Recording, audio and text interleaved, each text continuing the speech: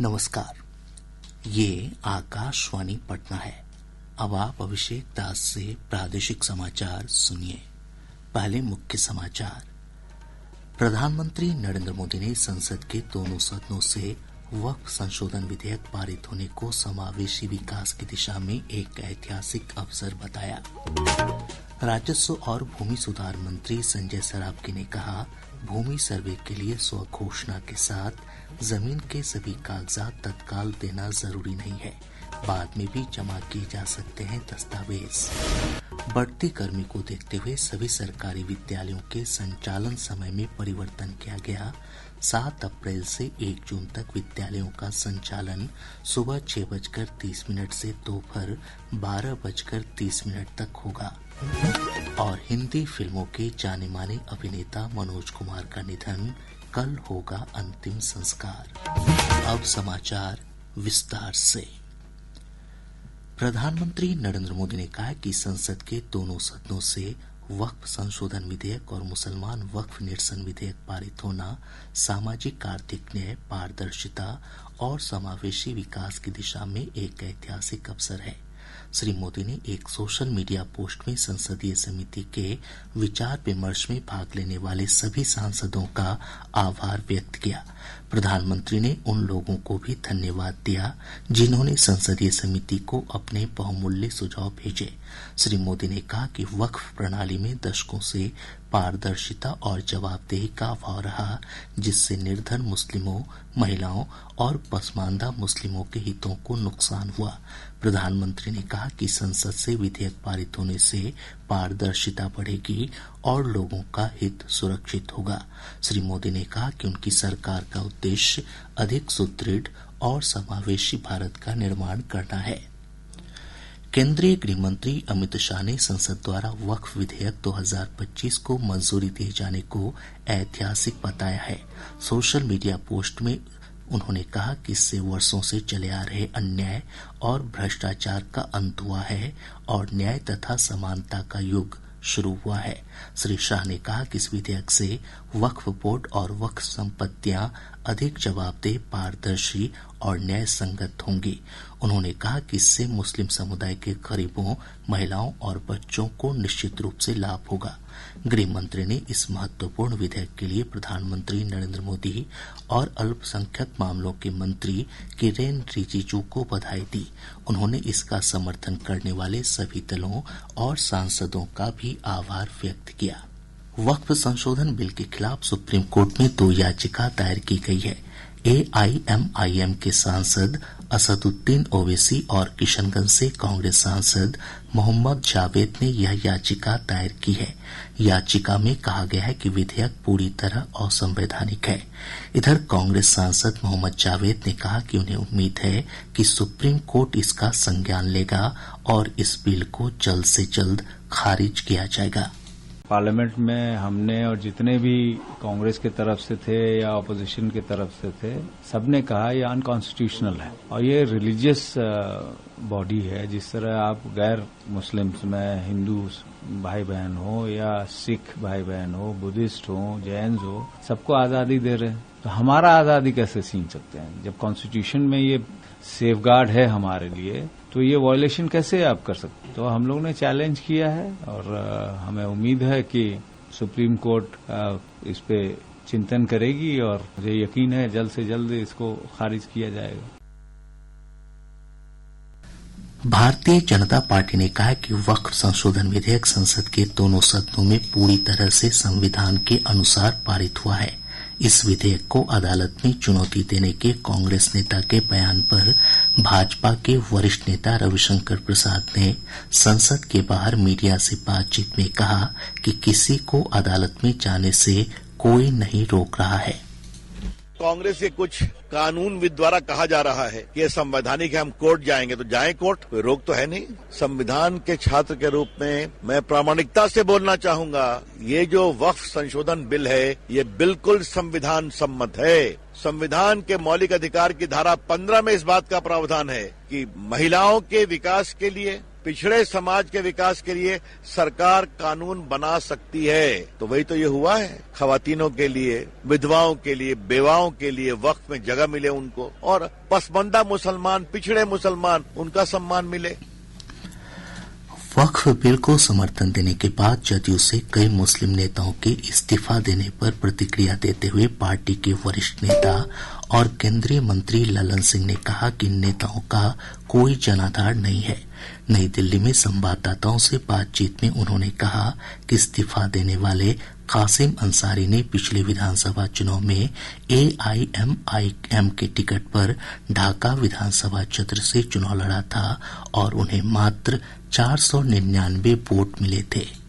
RJD को कुछ पता है कौन छोड़ के गया है, कौन गया है, जिसका बहुत भारी प्रचार कर रहा है और आपके बहुत भारी नेता हैं, बहुत सीनियर लीडर हैं। मालूम है 2020 के विधानसभा के चुनाव में कौन पार्टी से चुनाव लड़े थे? पतंग चुनाव चिन्ह पर चुनाव लड़े थे ढाका विधानसभा से। 499 वोट आया था। फिर लालू जी 2010 में क्या भाषण दिए थे, उस पर न बोले आरजेडी के लोग कि बड़ा कड़ा कानून बनाने का जरूरत है, सब लूट लिया, डकबंगला चौक से लेके सब। कौन दिया था भाषण? हम दिए थे। उप मुख्यमंत्री विजय कुमार सिन्हा ने वक्फ बिल के पारित होने को ऐतिहासिक बताया है। आज पटना में संवाददाताओं से बातचीत में श्री सिन्हा ने कहा कि इस बिल से वक्फ संपत्तियों के प्रबंधन में पारदर्शिता आएगी। ये जमींदार लोग जो जमीन खा गए थे, बना करके रखे हुए थे, बड़े बड़े मॉल हॉल खेल रहे थे, ये सब बेचैन है। अरे ये जमीन जो आएगा वो तो गरीबों को ही जाएगा। मुस्लिम समाज में जितनी गरीबी है, उस गरीब की चिंता कभी आपने देखा है कि उस समाज के जो आका है, माफियागिरी करने वाले, उन्होंने उठाया है, सिर्फ वोट की राजनीति करते हैं। राजद कांग्रेस उसका सौदा करता है और ब्लैकमेल करता है। ये मानसिकता अब बदलने की जरूरत।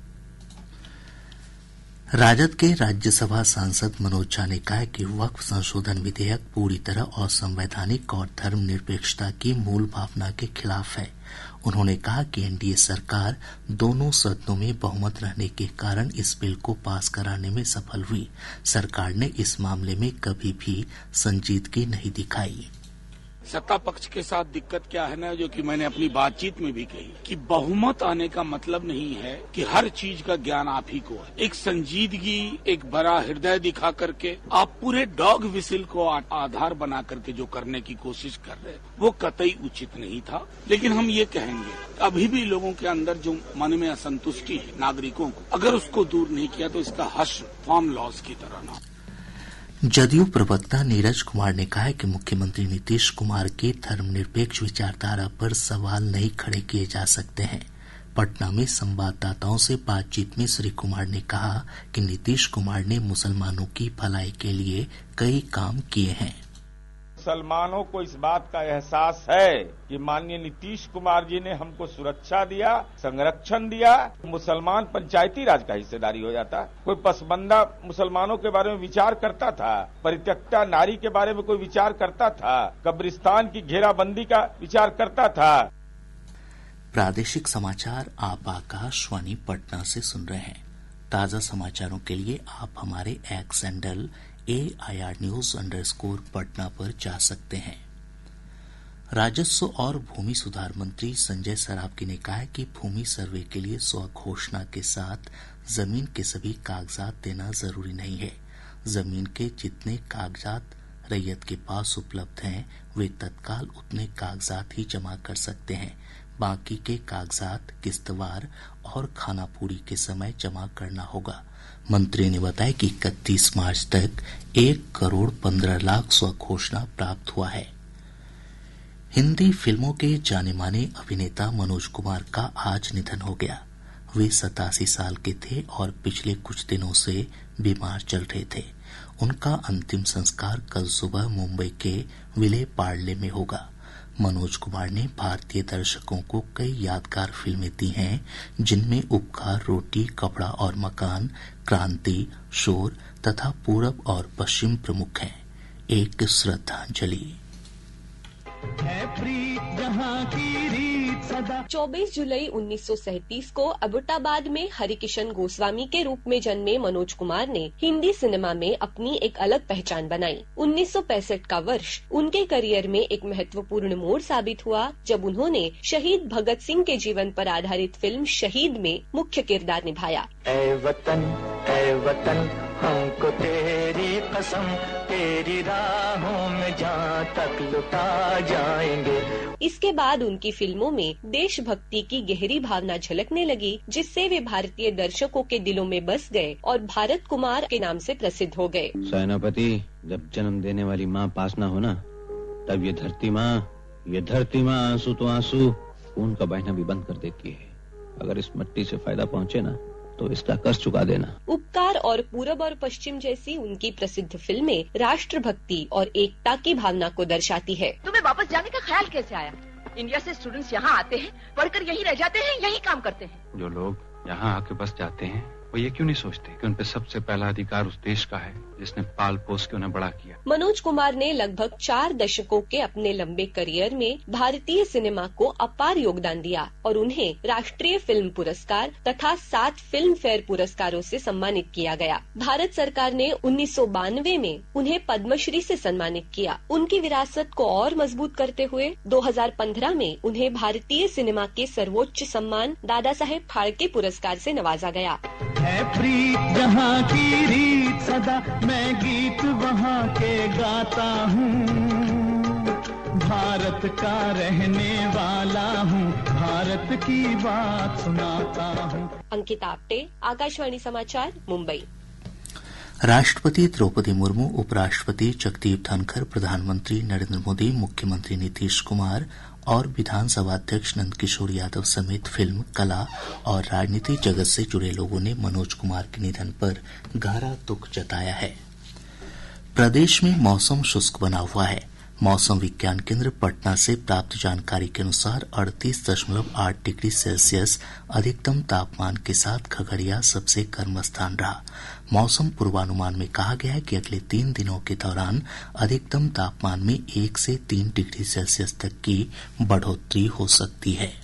अगले 2 दिनों के दौरान राज्य का मौसम शुष्क बना रहेगा। अगले 72 घंटों के दौरान राज्य के अधिकांश स्थानों के अधिकतम तापमान में 1 से 3 डिग्री सेल्सियस की वृद्धि होने का पूर्वानुमान है। तत्पश्चात अधिकतम तापमान में कमी की संभावना है। तत्पश्चात न्यूनतम तापमान में वृद्धि की संभावना है। शिक्षा विभाग ने बढ़ती गर्मी को देखते हुए सभी सरकारी विद्यालयों के संचालन समय में परिवर्तन किया है। 7 अप्रैल से 1 जून तक प्रारंभिक और माध्यमिक विद्यालयों का संचालन सुबह 6:30 से दोपहर 12:30 तक होगा। केंद्रीय नागरिक उड्डयन मंत्री राममोहन नायडू ने नई दिल्ली से दरभंगा के लिए एक नई उड़ान सेवा की शुरुआत की है।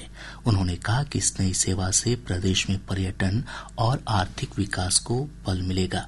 इस अवसर पर जदयू के राष्ट्रीय कार्यकारी अध्यक्ष सह राज्यसभा सांसद संजय कुमार झा और दरभंगा के सांसद गोपाल जी ठाकुर भी उपस्थित थे। उदयमान सूर्य को अर्घ्य अर्पित करने के साथ ही चैती छठ महापर्व का 4 दिवसीय अनुष्ठान आज संपन्न हो गया। लोगों ने आज सुबह गंगा, कोसी, गंडक, बागमती और सोन समेत विभिन्न नदी घाटों, तालाबों, जलाशयों और अस्थायी घाटों पर भगवान भास्कर को अर्घ्य अर्पित किया। और अब अंत में मुख्य समाचार एक बार फिर। प्रधानमंत्री नरेंद्र मोदी ने संसद के दोनों सदनों से वक्फ संशोधन विधेयक पारित होने को समावेशी विकास की दिशा में एक ऐतिहासिक अवसर बताया। राजस्व और भूमि सुधार मंत्री संजय सरावगी ने कहा, भूमि सर्वे के लिए स्व घोषणा के साथ जमीन के सभी कागजात तत्काल देना जरूरी नहीं है, बाद में भी जमा किए जा सकते हैं दस्तावेज। बढ़ती गर्मी को देखते हुए सभी सरकारी विद्यालयों के संचालन समय में परिवर्तन किया गया। 7 अप्रैल से 1 जून तक विद्यालयों का संचालन सुबह 6:30 से दोपहर 12:30 तक होगा। और हिंदी फिल्मों के जाने माने अभिनेता मनोज कुमार का निधन, कल होगा अंतिम संस्कार। इसके साथ ही आकाशवाणी पटना से प्रसारित प्रादेशिक समाचार का ये अंक समाप्त हुआ।